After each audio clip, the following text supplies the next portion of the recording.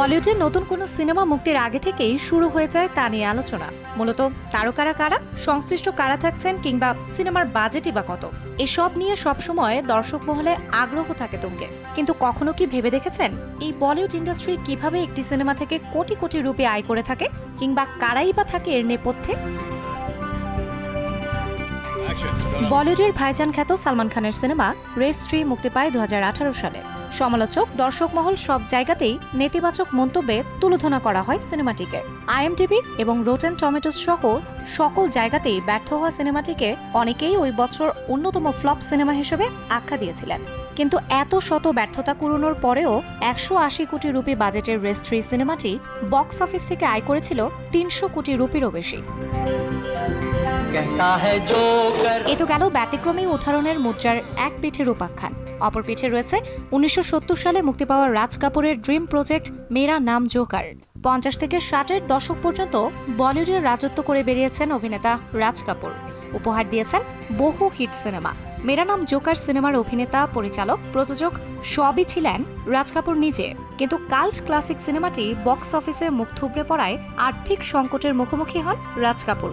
ওদিকে এই সিনেমা প্রেক্ষাগৃহে চালিয়ে বেশ মোটা অঙ্কের ব্যবসা করেন তৎকালীন সোভিয়েত ইউনিয়নের এক প্রযোজনা সংস্থা। তাহলে বলাই যেতে পারে বলিউড সিনেমার লাভ লোকসানের রয়েছে জটিল অঙ্কের হিসাব।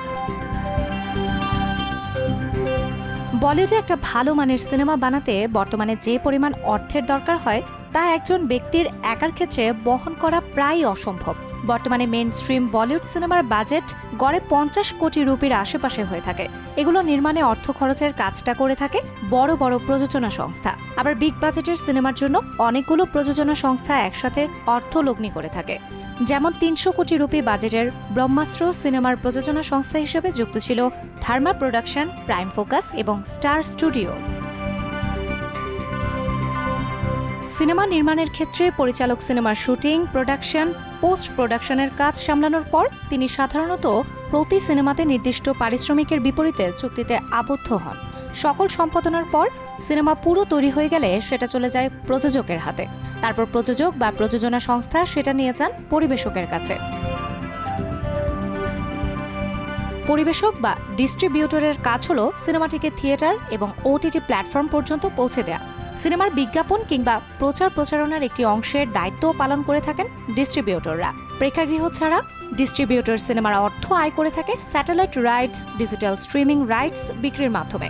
বিভিন্ন টিভি চ্যানেলের কাছেও তারা এই সিনেমা বিক্রি করে থাকেন, যেটাকে ওই নির্দিষ্ট TV channel world TV premiere tag দিয়ে সম্প্রচার করে থাকেন।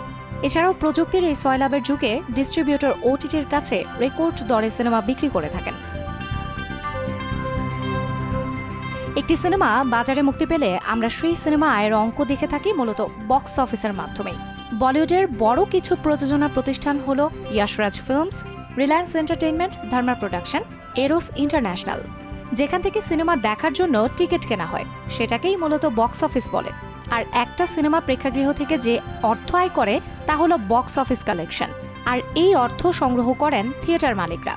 এজন্য আবার সরকারকে GTS অর্থাৎ গুডস অ্যান্ড সার্ভিসেস ট্যাক্স দিতে হয় থিয়েটার মালিকদের। টিকিটের দাম 100 রুপির বেশি হলে 18% GTS, আর 100 রুপির কম হলে ট্যাক্স দিতে হয় 12%। সরকারের ভান্ডারে এই কর জমা দেওয়ার পর হল মালিকদের কাছে যা অবশিষ্ট থাকে তা হলো নেট কালেকশন। এবার আসা যাক আবার ডিস্ট্রিবিউটরদের কাছে। ডিস্ট্রিবিউটররা ভারতের বিভিন্ন জায়গায় সাব ডিস্ট্রিবিউটরদের সাথে যোগাযোগ রাখেন।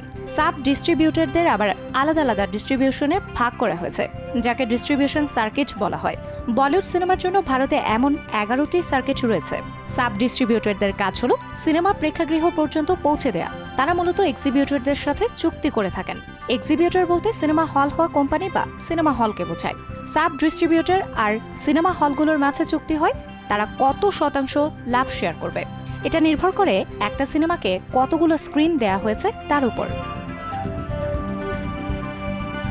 এদিকে ভারতে থিয়েটার রয়েছে দুই ধরনের, সিঙ্গেল স্ক্রিন থিয়েটার আর মাল্টিপ্লেক্স।